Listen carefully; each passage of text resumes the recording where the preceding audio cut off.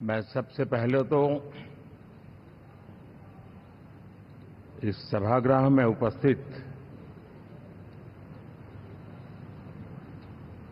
NDA घटक दलों के सभी नेतागण, नवनिर्वाचित सभी सांसदगण और हमारे राज्यसभा के भी सांसदगण, आप सबका हृदय से बहुत बहुत आभार व्यक्त करता हूं।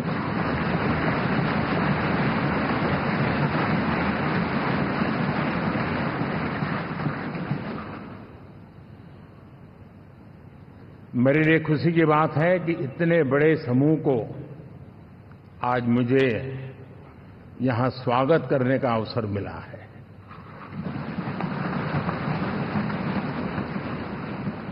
जो साथी विजयी होकर के आए हैं वे सभी अभिनंदन के अधिकारी हैं, लेकिन जिन लाखों कार्यकर्ताओं ने दिन रात परिश्रम किया है, न उन्होंने दिन देखा न रात देखी, और इतनी भयंकर गर्मी में हर दल के कार्यकर्ता ने जो पुरुषार्थ किया है, परिश्रम किया है, मैं आज संविधान सदन के इस सेंट्रल हॉल से सर झुका करके उनको प्रणाम करता हूं।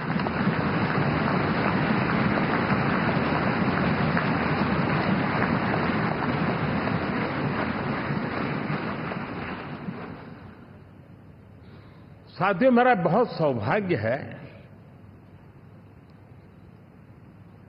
कि एनडीए के नेता के रूप में आप सब साथियों ने सर्वसम्मति से चुन करके मुझे एक नया दायित्व दिया है, और इसके लिए मैं आपका बहुत बहुत आभारी हूं।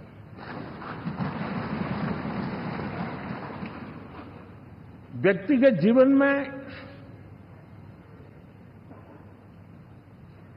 एक मैं जवाबदारी का एहसास करता हूं। जब 2019 में इस सदन में मैं बोल रहा था, आप सबने मुझे नेता के रूप में चुना था, और तब मैंने एक बात पर बल दिया था, विश्वास। आज जब आप मुझे फिर से एक बार ये दायित्व देते हैं, इसका मतलब है कि हम दोनों के बीच, हम आपस में विश्वास का सेतु इतना मजबूत है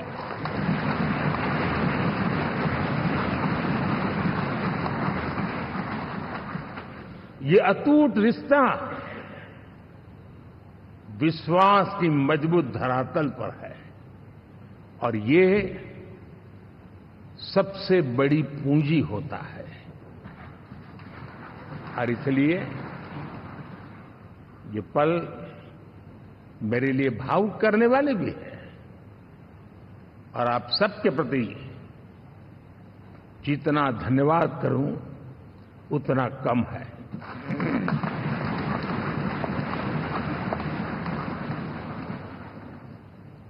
साथियों,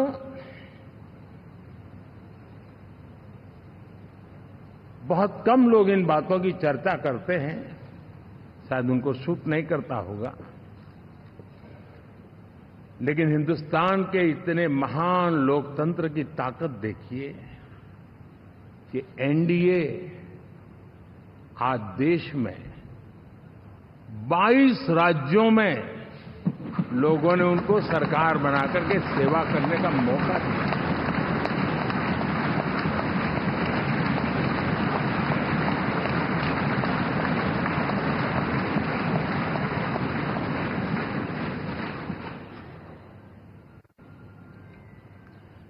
हमारा ये अलायंस सच्चे अर्थ में भारत की असली जो स्पिरिट है, जो भारत का आत्मा है,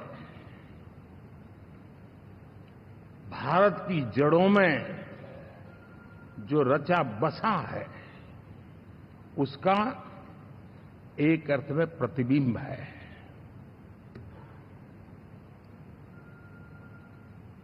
और मैं इसलिए कह रहा हूं कि थोड़ी नजर करें, हमारे देश में 10 ऐसे राज्य जहां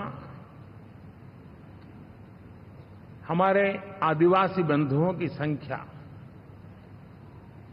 प्रभावी रूप से है, निर्णायक रूप से है, जहां इस आबादी आदिवासियों की ज्यादा है, ऐसे 10 राज्यों में से 7 राज्यों में एनडीए सेवा कर रहा है।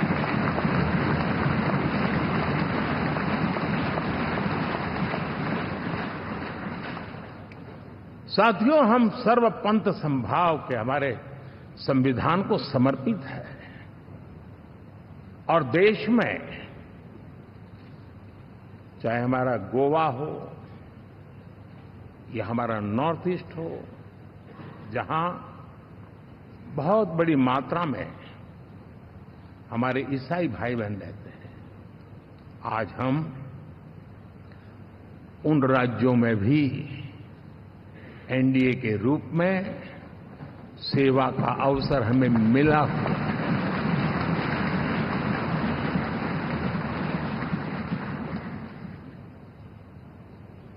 साथियों, प्री पोल अलायंस हिंदुस्तान के राजनीतिक इतिहास में और हिंदुस्तान की राजनीति में गठबंधन के इतिहास में प्री पोल अलायंस इतना सफल कभी भी नहीं हुआ है जितना कि एनडीए हुआ।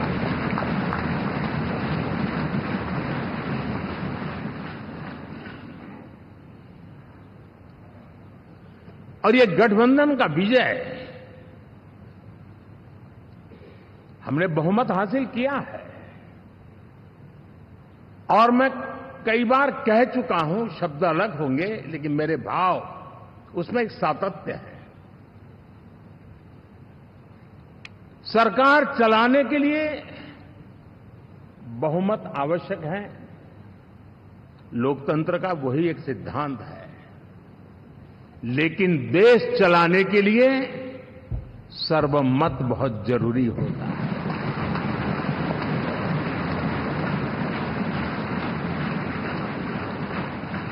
और मैं आज देशवासियों को यहां से विश्वास दिलाना चाहता हूं कि आपने जिस प्रकार से हमें बहुमत देकर के सरकार चलाने का सौभाग्य दिया है, ये हम सबका दायित्व है कि हम सर्वमत का निरंतर प्रयास करेंगे और देश को आगे ले जाने के लिए हम कोई कोर कसर नहीं छोड़ेंगे।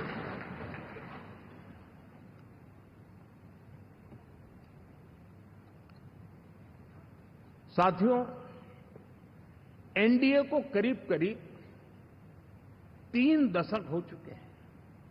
यानी आजादी के 75 साल में 3 दशक एनडीए, ये सामान्य घटना नहीं है जी।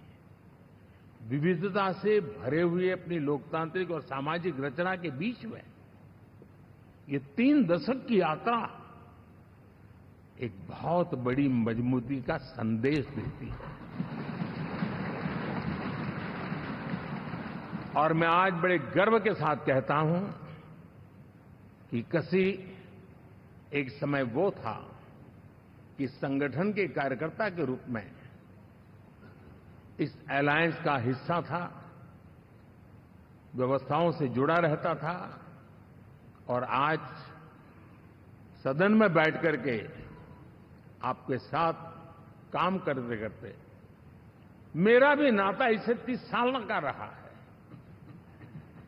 और मैं कह सकता हूं, हकीकतों के तथ्यों के आधार पर कह सकता हूं ये सबसे सफल अलायंस है।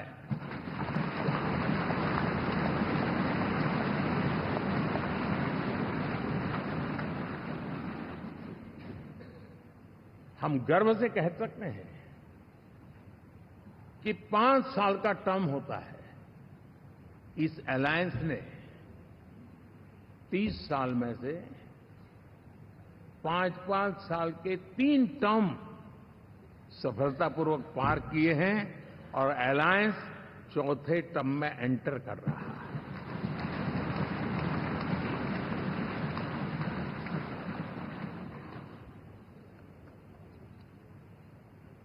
साथियों, इस बात को जो राजनीति के विशेषज्ञ हैं, अगर मुक्त मन से, मुक्त मन शब्द बहुत महत्व का है, वे सोचेंगे तो पाएंगे कि एनडीए ये सत्ता प्राप्त करने का या सरकार चलाने का कुछ दलों का जमावड़ा नहीं है।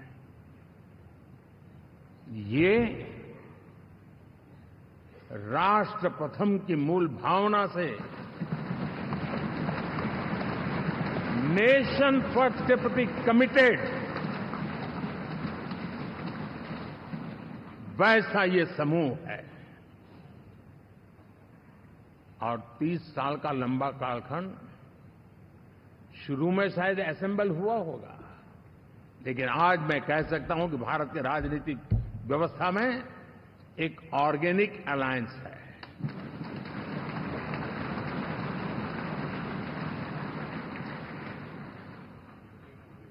और ये मूल्य श्रद्धेय अटल बिहारी वाजपेयी, श्री प्रकाश सिंह जी बादल, श्री बाला साहब ठाकरे, श्री जॉर्ज फर्नांडिस, श्री शरद यादव, अनगिनत नाम मैं कह सकता हूं। इन लोगों ने जिस बीज को बोया था, वो आज भारत की जनता ने विश्वास का सिंचन कर करके उस बीज को वटवृक्ष बना दिया है।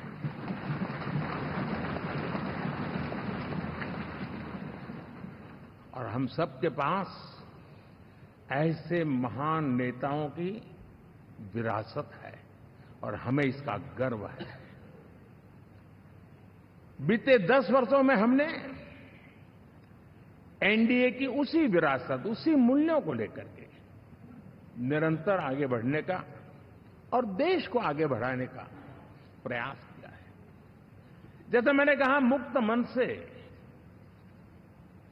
राजनीति के विश्लेषक अगर विश्लेषण करेंगे तो देखेंगे कि एनडीए का जो लोग दिखते हैं ना, उसमें एक कॉमन चीज नजर आती है और वो है गुड गवर्नेंस।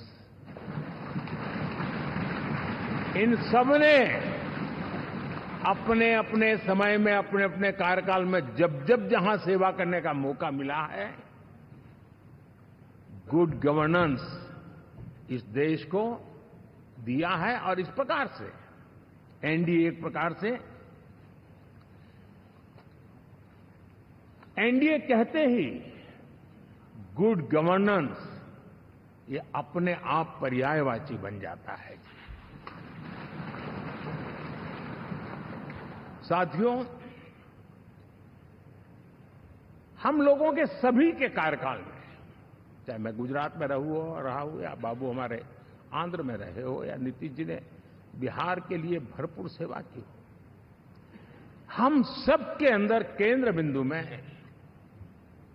गरीब का कल्याण केंद्रस्थ रहा है।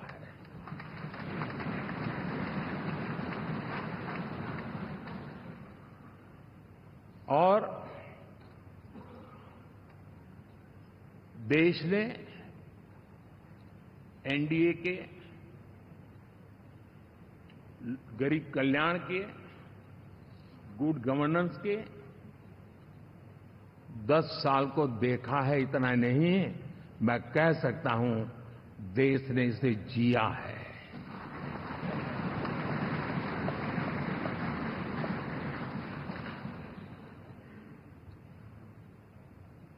जनता जनार्दन ने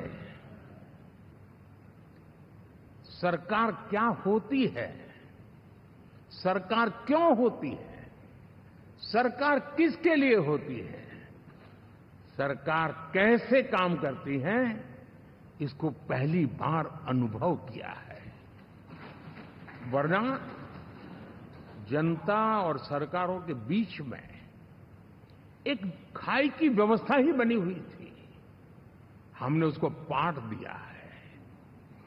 हमने सबका प्रयास का मंत्र देश को नई ऊंचाई पर ले जाने के लिए चरितार्थ करके देखा है। साथियों, एनडीए सरकार में हम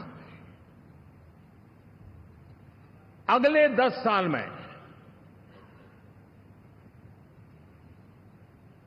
मैं बहुत जिम्मेवारी के साथ कह रहा हूं, अगले 10 साल में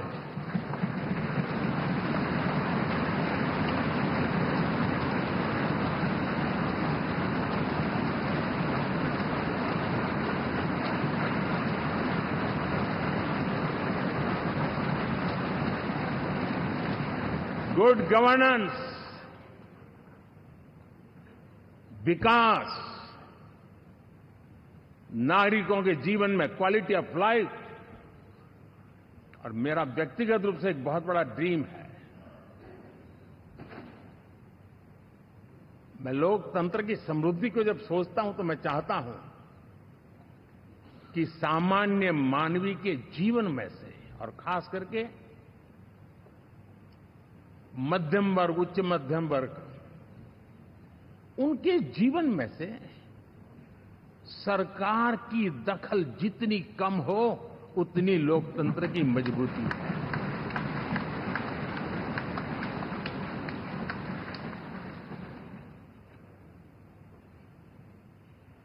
और आज के टेक्नोलॉजी के युग में बहुत आसानी से हम, वरना एक दिन में 10 काम हो तो 10 अलग अलग वो सारी चीजें मांगेंगे। हम बदलाव चाहते हैं। गुड गवर्नेंस का ये भी एक महत्वपूर्ण पहलू है। लेकिन हम विकास का नया अध्याय लिखेंगे, गुड गवर्नेंस का नया अध्याय लिखेंगे, जनता जनार्दन की भागीदारी का नया अध्याय लिखेंगे, और सब मिलकर के विकसित भारत के सपने को साकार करके रहेंगे।